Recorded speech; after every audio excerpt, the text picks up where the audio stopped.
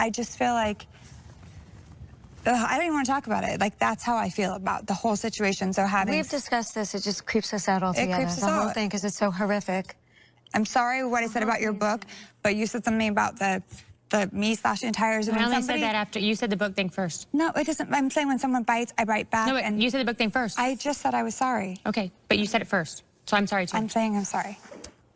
Kathy from Memphis said, Taylor, let me get this straight. Russell abused you and smashed your head, yet you stayed with him. But the moment you were going to get tossed out of your Housewives circle because of Russell threatening a lawsuit, you finally moved out. What gives? It has nothing to do with it.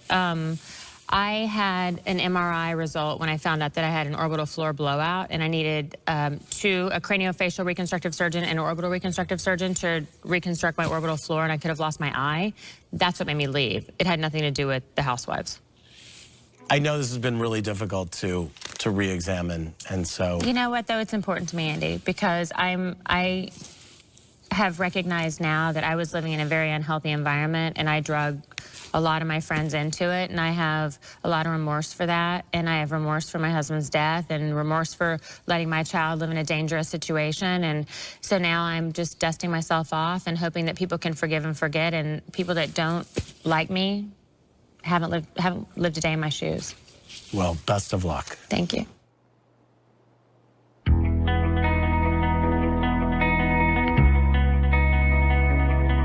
Joining us now is a fresh face on the 90210 Housewives scene. It is Dana/Pam. Woo. Hey, Dana. Hey, how are you? Great, how are you? Good. You look fired up and ready to I'm go. ready. Let's do something. You look, what?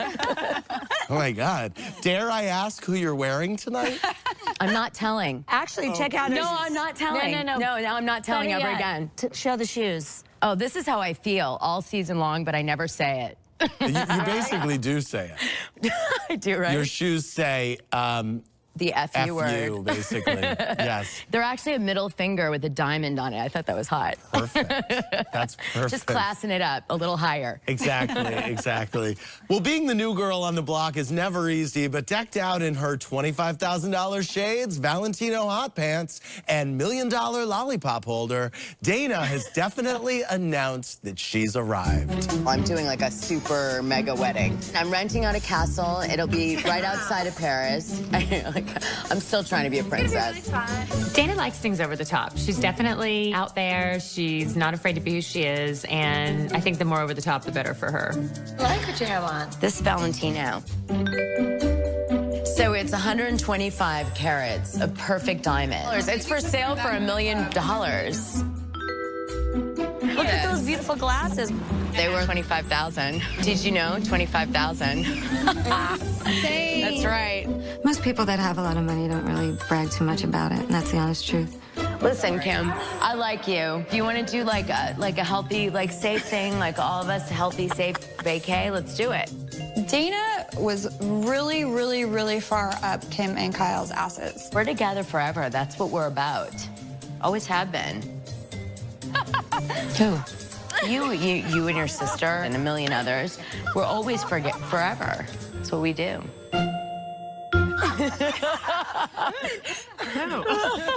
What were you thinking? I was thinking, what is wrong with this woman? I don't know what she's talking about. I don't know what I was talking about either. I was hammered. She was like, come on, let's just do it. Let's just go on this journey. Yeah, safe and happy. Let's do it. Actually, you do Really a great good, yeah. impersonation Yes. of Dana. Can you do it? 25,000. Did you know 25,000?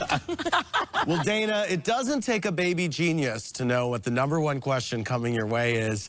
Eric in Jersey City said it best. $25,000 for sunglasses? Are you out of your effing mind? Don't you have better things to spend your money on? Well, I mean, I didn't think it was such a big deal, to be honest with you. I mean, I looked around at the girls, and she's got a jet, a casino, like a $25 million house. Jiggy's got a better wardrobe than I do, frankly.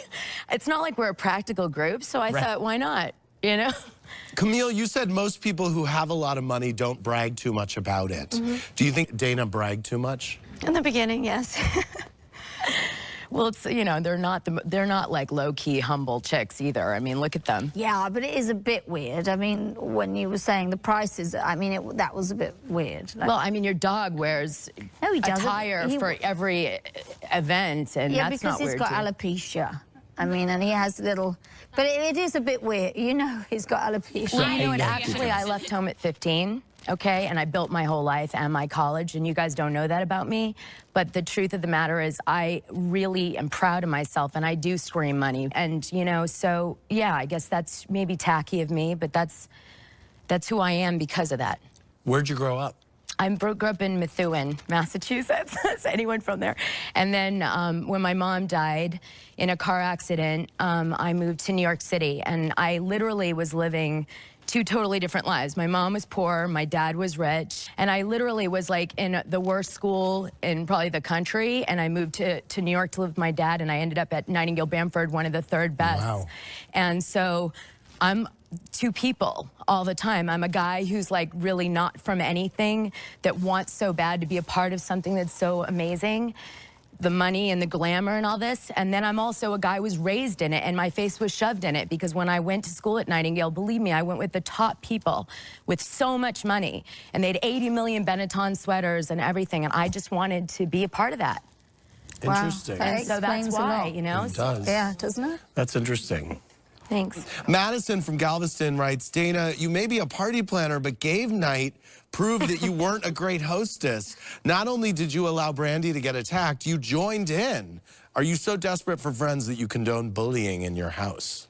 I have a little bit of a different opinion of what happened on game night. Kim came to the door. Kyle was really concerned about making sure that she looked good. Brandi kept calling out the fact that they were going in the bathroom, being like, oh, we're going in the bathroom, bathroom, kind of making it seem like there was drugs or something going on.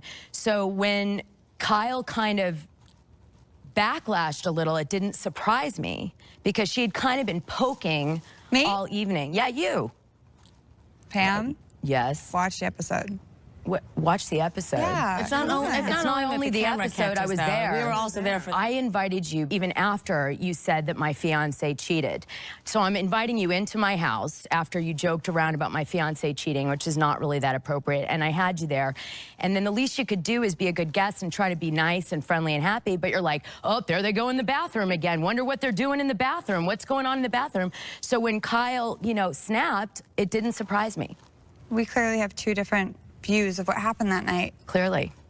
It's too bad. Yolanda from Austin said, Taylor, you're good friends with Dana. Were you surprised by how she bragged in brown nose?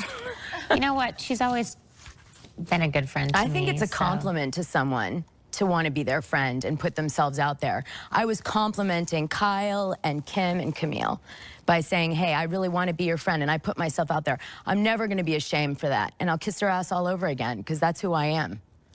Dana, thanks for letting us get to know you a little bit this season. You've certainly been very fun to have around. Thank you.